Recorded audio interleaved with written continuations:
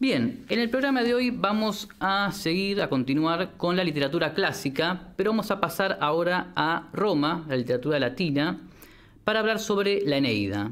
La Eneida es una epopeya latina escrita por Publio Virgilio Marón, mejor conocido como Virgilio, en el siglo I a.C. Posee 10.000 versos en hexámetro dactílico, divididos en 12 libros. Pero vamos primero al contexto histórico. Roma evidentemente fue un pueblo conquistador, pero no fue un pueblo destructor. O sea, de todo lo que conquistaba Roma iba absorbiendo su cultura, su religión, su mitología. Cuando los romanos llegaron a Grecia, adoptaron su religión y su rica mitología, cambiándole el nombre a los dioses, pero manteniendo sus características, su historia y sus poderes. Así, Zeus pasó a ser Júpiter, Afrodita pasó a ser Venus, Poseidón Neptuno, Hera Juno, Hermes Mercurio, etc. Roma comenzó siendo una monarquía, como todos saben. Su primer rey fue Rómulo, uno de sus fundadores junto a su hermano Remo, según la leyenda. Luego pasó a ser una república, periodo donde se dieron las grandes conquistas y el gran crecimiento de Roma. Y ese crecimiento de Roma trajo aparejado evidentemente muchísimos beneficios, pero también contrajo distintos conflictos entre patricios, es decir, los descendientes de las antiguas familias romanas, y plebeyos, entre ricos y pobres. Y estos conflictos se vieron reflejados en distintas rivalidades entre partidos y entre caudillos, en distintas guerras civiles. Y para lograr un poco la paz y la estabilidad, en el año 59 a.C. se constituyó el primer triunvirato, compuesto por Craso, Julio César y Pompeyo. Pero a la muerte de Craso, Julio César y Pompeyo quedaron frente a frente. Finalmente, César vence a Pompeyo, luego de cruzar el Rubicón con su famosa frase «La suerte está echada», y se convirtió en el dueño de Roma con el título de dictador vitalicio. Años después, distintos enemigos y traidores, muchos de ellos antiguos partidarios de César, se conjuran y lo asesinan. Esto sucedió en el año 44 a.C., y Julio César dejó dos herederos. Por un lado, Octavio, su sobrino, y por otro lado, Antonio, que era su mejor general. Ambos se unen para vengar a su amigo Julio César, dándole muerte a distintos conspiradores y enemigos. Y más tarde, junto a Lépido, otro general de César, forman el segundo triunvirato. Pero sucede lo mismo que sucedió con el primer triunvirato. A la muerte de Lépido, Octavio y Antonio quedan frente a frente. Se enfrentan y surge como vencedor Octavio. Antonio se suicida junto a su esposa Cleopatra, un hecho histórico que después Shakespeare toma para componer la tragedia Antonio y Cleopatra. Shakespeare también compone la tragedia Julio César, sobre los temas que ya comentábamos recién. Y bueno, con la muerte de Antonio, Octavio se convierte nuevamente en el dueño de Roma, cambia su nombre a Augusto y funda el Imperio Romano. Esto sucedió en el año 27 a.C. Bien, el emperador Augusto, con el fin de glorificar el imperio y darle un origen mítico, divino, le encarga al poeta Virgilio que elabore esta obra, la Eneida, cuyo protagonista es Eneas, el héroe troyano que ya vimos en la Ilíada. Bien, Virgilio toma como punto de partida la destrucción de Troya y realiza no una continuación de los poemas homéricos, sino una reescritura. Podemos dividir a la obra, la Eneida, en dos partes. Los primeros 6 libros narran los viajes de Eneas desde Troya hasta llegar a Italia, al estilo de la Odisea, mientras que los otros 6 libros narran la lucha de los troyanos, de Eneas, contra el rey turno de los rútulos, al estilo de la Ilíada. Al igual que en los poemas homéricos, podemos ver en la Eneida la presencia de distintos dioses apoyando o enfrentando al héroe Eneas. Los principales son Venus, es decir, Afrodita, que está a favor. Venus es la madre de Eneas. Eneas tiene padre humano y una madre diosa. Juno, que los griegos llamaban Hera, está totalmente en contra, seguía con su odio acérrimo a los troyanos por el famoso juicio de París. Júpiter, que sería Zeus para los griegos, se mantiene neutral, aunque vemos que eso no es tan así en el transcurso de la obra. Bien, la obra comienza cuando Juno, sabiendo el destino de gloria que le viene a los troyanos de fundar el Imperio Romano, intenta impedir que Eneas y los suyos lleguen a Italia. Entonces ahí vemos desde el principio se deja bien claro cuál es el punto y cuál es el objetivo de la obra, ¿no? Bueno, para ello Juno le pide a Eolo que con sus vientos haga naufragar a los troyanos. Pero Neptuno, es decir, Poseidón para los griegos, se ve injuriado por esto porque dice que el océano, el mar, es su imperio, ¿no? Entonces ayuda a los troyanos y los hace llevar a las costas de Libia. Allí Venus le informa a su hijo Eneas que esas tierras donde están en Libia son las tierras de la reina Dido. Eneas se dirige a pedir hospitalidad a Dido junto a los suyos y ella los acoge. Venus, buscando que Dido trate bien a Eneas, le pide a su hijo Cupido que con sus flechas produzca amor en Dido por Eneas. Bueno, en una reunión Dido le pide a Eneas que cuente sus aventuras, sus desgracias hasta llegar allí. Algo parecido a lo que pasó en el banquete donde el rey latino le pide, el rey los Feacios, le pide a Odiseo que cuente su historia. Bueno, entonces Eneas relata la caída y saqueo de Troya, habla del episodio famoso del caballo de Troya, donde Ulises, Odiseo para los griegos, junto a otros soldados griegos se oculta dentro de ese caballo de madera que él lo describe como alto como un monte, y los troyanos, pensando que los griegos huyeron, hacen pasar al caballo adentro de Troya. Al llegar la noche los troyanos, los griegos ocultos en el caballo, salen y someten a la ciudad de Troya al fuego y al terror. Bien, en ese momento Eneas estaba dormido y en un sueño se le aparece Héctor, que ya había muerto, y le dice que Troya va a caer y que él huya. Eneas se despierta y primero, como buen guerrero, decide salir y luchar hasta la muerte junto a sus compañeros. Ve a Helena de Troya en ese momento y se dispone lleno de ira a darle muerte porque la cree culpable de la caída de Troya. En ese momento le aparece su madre Venus y le dice que no ataque a Helena porque los verdaderos culpables son los dioses. Y lo insta luego a que busque a su familia para huir de Troya. Bien, Eneas busca a su padre Anquises y a su hijo Ascanio y sale de Troya. Pierde de vista a su esposa Creusa, de quien finalmente le aparece el fantasma, y le dice, el fantasma de Creusa, que no vierta lágrimas por ella, porque él le depara un destino, el destino le depara una esposa de origen y de linaje real. Bueno, la muerte de Creusa vemos que es útil para la trama, como vamos a ver más adelante.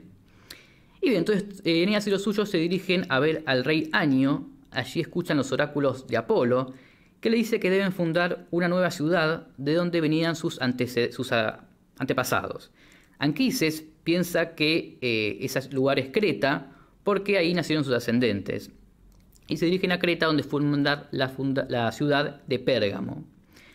Tiempo después le sobreviene una peste, y Anquises le pide a Eneas que consulte nuevamente a Apolo, el oráculo, y Apolo le dice en sueños a Eneas que estas tierras a las que él se refería con su oráculo anterior eran las tierras de Italia o del Lacio. En ese momento Anquises recuerda que allí nació su ascendente Dárdano, entonces viajan hacia Italia, viajando por las islas del Jónico. Ahí tienen distintas aventuras, se encuentran con Seleno y las arpías, después llegan a una ciudad donde reinaba Heleno, otro de los hijos de Príamo de Troya que había salvado. En ese lugar también se encuentran con Andrómaca, la esposa de Héctor, que también pudo salvarse del fuego y el terror de Troya. Y Heleno le predice a Eneas que va a viajar y que en el viaje a Italia va a sufrir distintos contratiempos. Le dice también que debe cuidarse de Caribdis y Escila, esos monstruos marinos que vimos en la Odisea.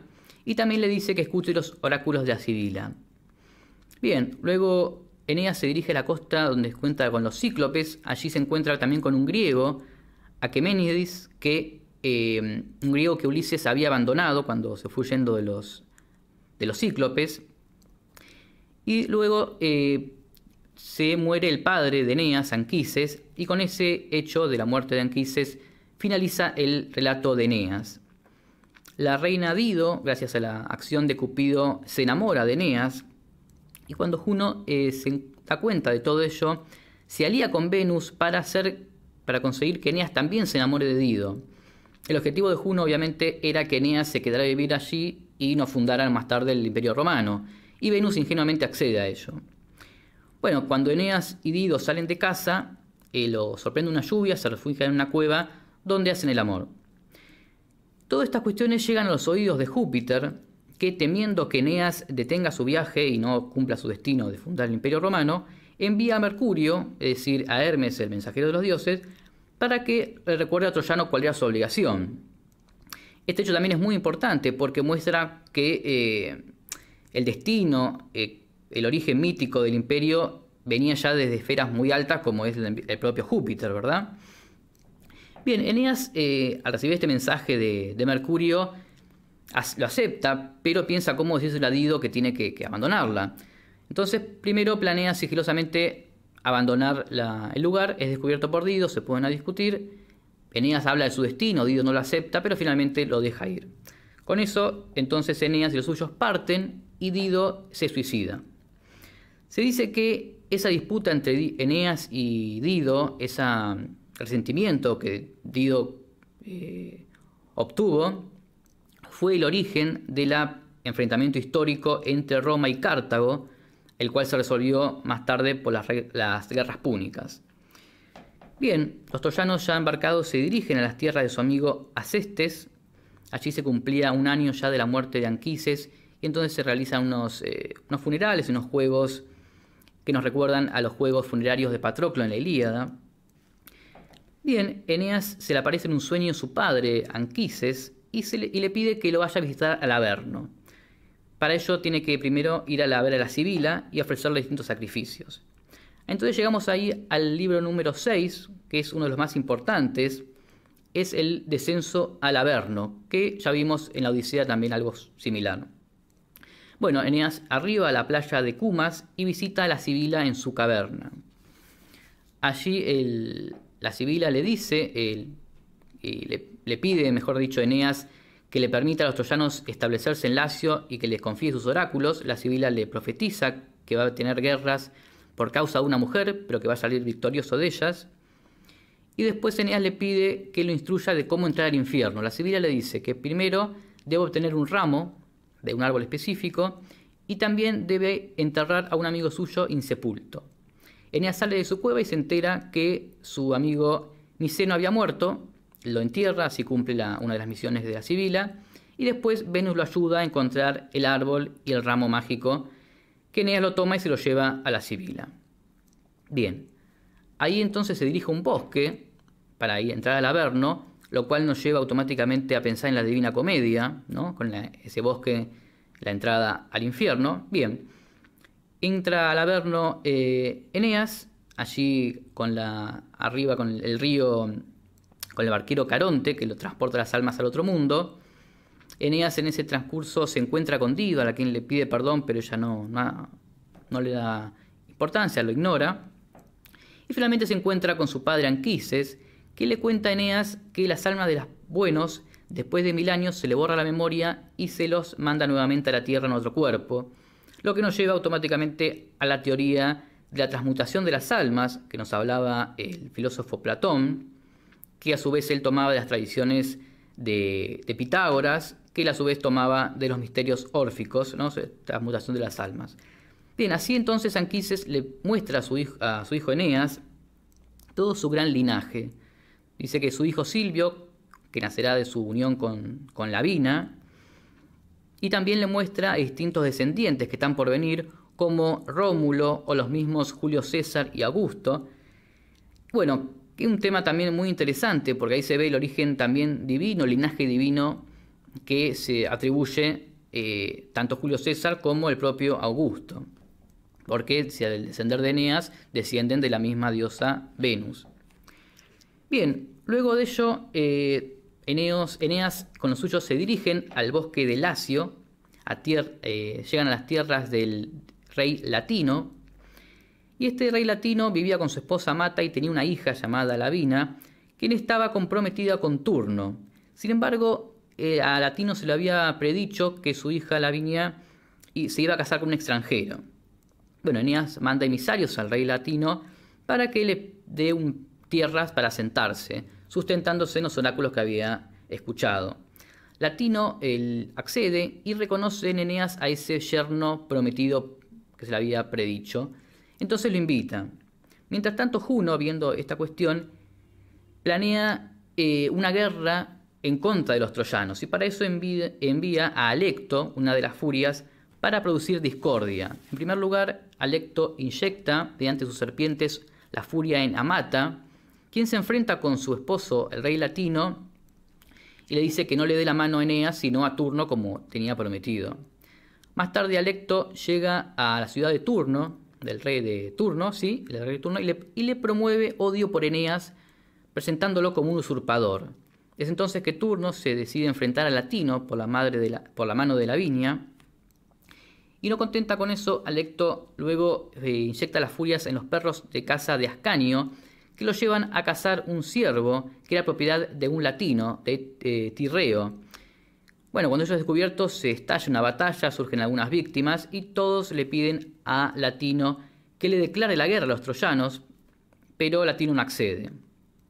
El río Tíber habla con Eneas y le recomienda que busque alianzas ante esta batalla inminente que estaba viniendo. Él va entonces con el rey Evandro buscando una alianza. Mientras tanto, también sabedora de esta batalla que se aproximaba, Venus le pide a su esposo Vulcano que le fabrique armas para Eneas. Ahí esto nos lleva automáticamente a recordar esa escena donde la Nereida Tetis le pide también a Hefesto que fabrique armas para Aquiles.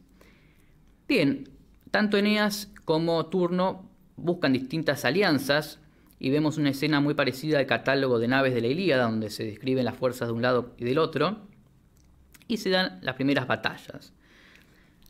Tan Turno ayudado por Juno y los troyanos ayudados por Marte, es decir, Ares para los griegos. Júpiter, por su parte, a ver esto, prohíbe a los dioses que participen en la batalla. Mientras tanto, Eneas estaba ya llegando con nuevas alianzas y se suma a la batalla. Y en esta batalla se destacan Turno y Eneas, también Palante, por el lado de los troyanos, quien es asesinado por los rútulos, y Mecenio, del lado de los rútulos, que es asesinado por Eneas. Luego de estas primeras batallas llega una tregua, donde Eneas envía el cuerpo de Palante a su padre, el rey Evandro. Y en el reino de Latino muchos ya le piden al rey que acceda, que finalmente le dé la mano de su hija a Eneas y le dé tierras a Eneas. Otros siguen a favor de Turno, que se continúe la batalla. Y finalmente la batalla se reanuda. Los troyanos incluso llegan a las mismas murallas del rey Latinas. Y allí se destaca por el lado de los rútulos a la amazona Camila, quien estaba protegida por la diosa Diana. Finalmente Camila también termina muriendo. Y los rútulos empiezan a huir. Pero Turno, enamorado de Lavinia, quiere seguir la batalla y finalmente reta a Eneas a una batalla mano a mano y que la guerra se dirima en esa batalla, a lo cual Eneas acepta. Y ante los ojos de Júpiter se hacen los juramentos de esa batalla, que el ganador sería el ganador de la guerra y se quedaría con la mano de Lavinia. Pero Juno, sabiendo de que Turno estaba por debajo de Eneas en cuanto a su capacidad guerrera, hace un nuevo ardid y le pide a Iuturna, quien es la hermana de Turno, que promueva la discordia para que se rompan esos pactos. Finalmente se termina rompiendo ese pacto, pero Eneas no estaba contento y busca a Turno en la batalla para enfrentarse a él. Es herido en batalla, ayudado por Venus se cura, y se enfrenta finalmente con Turno, quien logra en primer lugar herir a Eneas. Sin embargo su espada se rompe y ahí empieza a huir. Finalmente recupera su espada y se enfrenta, y Eneas lo hiere con su lanza. Turno le pide que le perdone la vida, que tome la mano de Lavinia, pero Eneas estaba en primer lugar indeciso en perdonar la vida, no, pero luego ve que Turno tenía las armas de Palante, su amigo, y entonces ahí, lleno de furia, le da el ataque final, lo que nos recuerda en parte a esa cólera de Aquiles con la muerte de Patroclo. Bien, con la muerte de Turno, el triunfo de los troyanos, se da el fin de la Eneida, esta epopeya nacida con una intención política, pero que terminó convirtiéndose en una de las obras más importantes de la literatura clásica y la literatura universal también. Se cuenta que Virgilio ordenó quemar esta obra, quizás para no quedar, pegado a la propaganda política de Augusto, o porque no consideraba que la obra haya llegado a la perfección que él quería. Sea como sea, gracias a Dios o gracias a Júpiter, esto no sucedió. Virgilio también recomiendo la lectura de las églogas o bucólicas, que estos cantos de pastores, o las geórgicas, también loas de la vida rural, que aquí tengo en esta edición. Recomiendo su lectura, que junto a la Eneida le han valido el título a Virgilio como el príncipe de los poetas latinos. Y como cierre de este tema y cierre de este primer bloque, vamos a comentar una frase de Virgilio, del canto 3 de la Eneida, pero que puede también aplicarse a otros ámbitos de la vida, con solo cambiar algunos nombres propios. Y decía así: no confíen en el caballo, troyanos, sea lo que sea, temo a los griegos aún portando regalos.